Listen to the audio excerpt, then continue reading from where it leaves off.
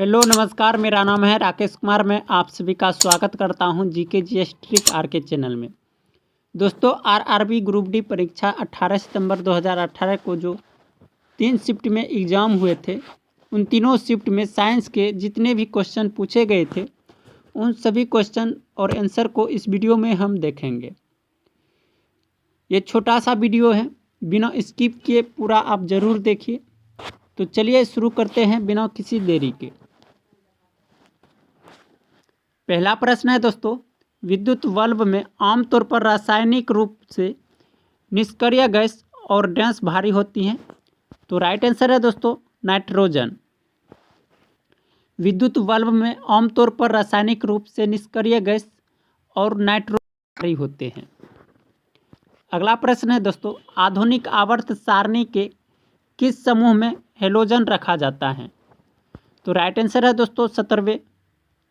आधुनिक आवर्त सारणी के 17वें समूह में हेलोजन को रखा गया है। अगला प्रश्न है दोस्तों, क्वाइल की गति की दिशा चुंबक के क्षेत्र के सापेक्ष डैश होने पर प्रेरित धारा से अधिक होती है। तो राइट आंसर है दोस्तों 90 डिग्री। अगला प्रश्न है दोस्तों, वह बिंदु जहां पर एक वस्तु का संपूर्ण भार कार्य करता है उसे डैश कहा जाता है? तो उसे गुरुत्वाकर्षण का केंद्र कहा जाता है। वह बिंदु जहां पर एक वस्तु का संपूर्ण भार कार्य करता है उसे गुरुत्वाकर्षण का केंद्र कहा जाता है। अगला प्रश्न है दोस्तों, O2 का उपयोग करके पाइरूवेट का विभाजन डैश में होता है? तो राइट आंसर है दोस्तों माइटोकॉन्ड्रिया में। अगला प्रश्न है दोस्तों, निम्न में कौन सा जानवर मुकुलन बडिंग द्वारा पुनरुत्पादित करता है और पुनः जनन का कार्यान्वित कर सकता है? तो राइट आंसर है दोस्तों हाइड्रा। अगला प्रश्न है दोस्तों, चंद्रमा पर किसी वस्तु का भार पृथ्वी पर इसके भार का कितना गुना होता है? तो राइट आंसर है दोस्तों 1/6 गुना। अगला प्रश्न है दोस्तों, रासायनिक अभिक्रिया जिसमें गर्मी उत्पन्न होती है उसे एक डैश कहा जाता है? उसे ऊष्माक्षेपी अभिक्रिया कहा जाता है। रासायनिक अभिक्रिया जिसमें गर्मी उत्पन्न होती है उसे एक ऊष्माक्षेपी अभिक्रिया कहा जाता है। अगला प्रश्न है दोस्तों, निम्न में कौन सा हार्मोन युवा अवस्था के समय लड़कों में दिखाई देने वाली उपस्थिति में बदलाव लाता है? तो राइट आंसर है दोस्तों टेस्टोस्टेरोन। अगला प्रश्न है दोस्तों, परमाणु संख्या के आधार पर तत्वों को वर्गीकृत किसने किया था?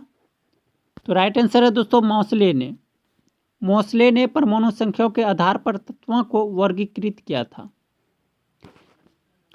अगला प्रश्न है दोस्तों, कैल्शियम हाइड्रोक्साइड का सही सूत्र है? तो राइट आंसर है CaOH का होल स्क्वायर। कैल्शियम हाइड्रोक्साइड का सही सूत्र है CaOH का होल स्क्वायर।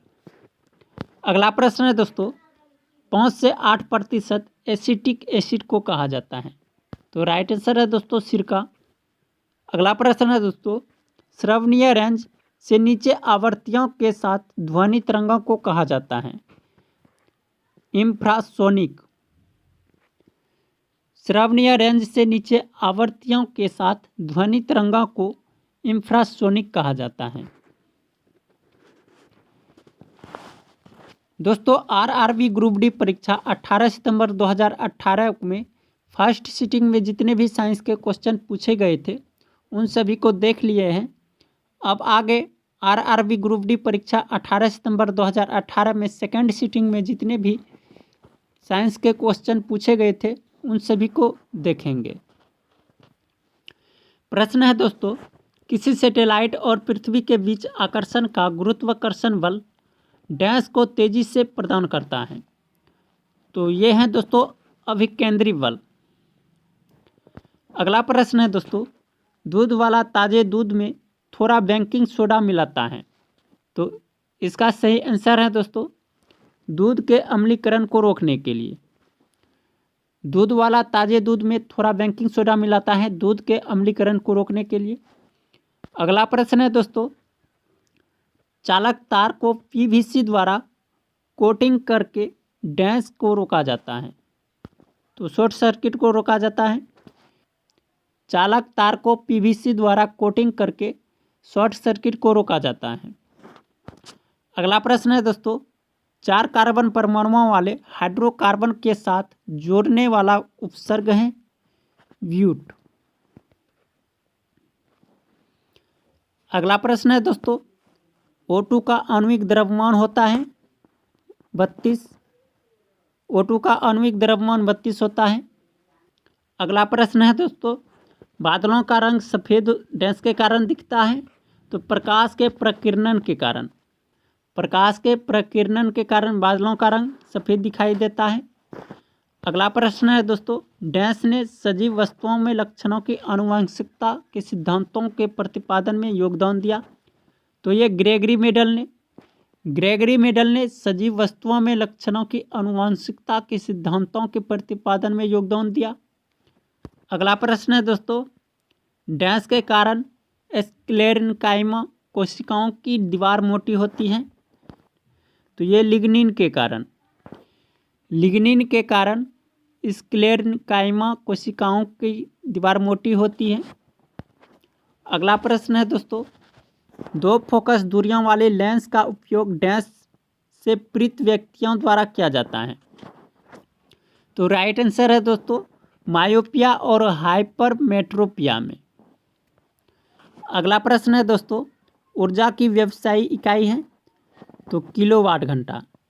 ऊर्जा की व्यवसायिक इकाई है किलोवाट घंटा। अगला प्रश्न है दोस्तों, डैश पौधे के बीज में एक खाद्य भंडार के रूप में कार्य करता है। तो ये बीजपत्र पौधे के बीज में एक खाद्य भंडार के रूप में कार्य करता है। अगला प्रश्न है दोस्तों, पारा का अयस्क है सिनेवार पारा का अयस्क है। दोस्तों आरआरबी परीक्षा ग्रुप डी 18 सितंबर 2018 में सेकेंड शिफ्ट में जितने भी साइंस के क्वेश्चन पूछे गए थे उन सभी को कवर कर लिए हैं। अब आगे आरआरबी ग्रुप डी 18 सितंबर 2018 में तीसरे शिफ्ट में जितने भी साइंस के क्वेश्चन पूछे गए थे उन सभी प्रश्न उत्तर को आगे देखेंगे। तो चलिए शुरू करते हैं। इका एल्यूमिनियम को आधुनिक आवर्त सारणी में डैश धातु के रूप में नामित किया गया था। तो ये गैलियम में। इका एल्यूमिनियम को आधुनिक आवर्त सारणी में गैलियम धातु के रूप में नामित किया गया था। अगला प्रश्न है दोस्तों, डैश एक जटिल अस्थायी उत्तक है। तो जाइलम एक जटिल अस्थायी उत्तक है। अगला प्रश्न है दोस्तों, तोरन की विमा होती है। तो L1MOT2 त्वरण की विमा होती है। अगला प्रश्न है दोस्तों, तीसरे आवर्त में मौजूद तत्वों में डैश कक्षाएं होती हैं। तो ये K, L और M। तीसरे आवर्त में मौजूद तत्वों में K, L और M कक्षाएं होती हैं। अगला प्रश्न है दोस्तों, रेगिस्तानी पौधों की बाह्य त्वचा पर मोम जैसे पदार्थ की परत पाई जाती है। यह पदार्थ है क्यूटिन की। रेगिस्तानी पौधों की बाह्य त्वचा पर मोम जैसे पदार्थ की परत पाई जाती है। यह पदार्थ है क्यूटिन की। अगला प्रश्न है दोस्तों, स्थितिज ऊर्जा किसके बराबर होती है। तो ये mgh के बराबर स्थितिज ऊर्जा होती है। अगला प्रश्न है दोस्तों, 2 सतहों के बीच सतह की अनियमितताओं के परिणाम स्वरूप डैश होती है। तो ये घर्षण होता है। 2 सतहों के बीच सतह की अनियमितताओं के परिणाम स्वरूप घर्षण होता है। अगला प्रश्न है, जिस परमाणु के बाह्य कक्षा में इलेक्ट्रॉनों की संख्या पूर्ण होती है उसकी संयोजकता 0 होता है। अगला प्रश्न है दोस्तों, सोडियम से क्लोरीन की ओर जाने पर परमाणु का आकार घटता है। अगला प्रश्न है दोस्तों, कैल्शियम हाइड्रोक्साइड के विलयन से जब कार्बन डाइऑक्साइड गुजरती है तो बनने वाली अपेक्षिक का रंग कैसा होता है? तो ये सफ़ेद होता है। कैल्शियम हाइड्रोक्साइड के विलयन से जब कार्बन डाइऑक्साइड गुजरती है तो बनने वाली अपेक्षिक का रंग सफ़ेद होता है। निम्न में कौन सा संतृप्त हाइड्रोकार्बन है? तो राइट आंसर है C2H6। अगला प्रश्न है दोस्तों, प्रोटीन की जानकारी प्रदान करने वाले DNA के भाग को कहा जाता है जीन। दोस्तों RRB ग्रुप डी परीक्षा 18 सितंबर 2018 में first shift, second shift, third shift में जितने भी साइंस के क्वेश्चन पूछे गए थे उन सभी को कवर कर लिए हैं। अंत तक वीडियो देखने के लिए धन्यवाद। मिलते हैं अगले वीडियो में। जय हिंद, जय भारत।